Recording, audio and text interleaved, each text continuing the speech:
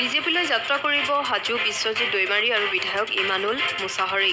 সংবাদ মেলযোগে ঘোষণা কৰিলে প্ৰাক্তন ৰাজ্যসভাৰ সাংসদ তথা বিজেপিৰ ৰাজ্যিক কাৰ্যনিৰ্বাহক সদস্য শান্তিয়াছ কুজুৰে। সদ্য বিজেপি নেতা তথা বিটিচিৰ বাঙালী ফেডাৰেশ্যনৰ প্ৰাক্তন সভাপতি সুজিত চৰকাৰৰ তীব্ৰ সমালোচনা BPF-ক। বিটিচি নিৰ্বাচনত তীব্ৰ প্ৰত্যাহ্বানৰ সন্মুখীন হ'ব BPF। PPF-ৰ দুৰ্নীতি ভ্ৰষ্টাচাৰক লৈ যাব ৰাইজৰ মাজলৈ। এই মন্তব্য বাঙালী ফেডাৰেশ্যনৰ প্ৰাক্তন সভাপতি সুজিত চৰকাৰৰ।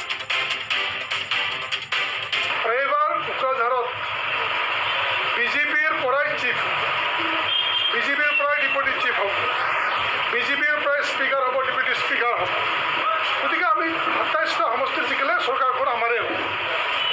আৰু ইতিমধ্যে অলপ আগতে আমাক কাৰ্তিক বৰডাঙৰীয়াই জনাইছে, সভাপতিয়ে জনাইছে ইমানুৱেল মুছাহাৰী ডাঙৰীয়াই জইন কৰিব বিজেপি।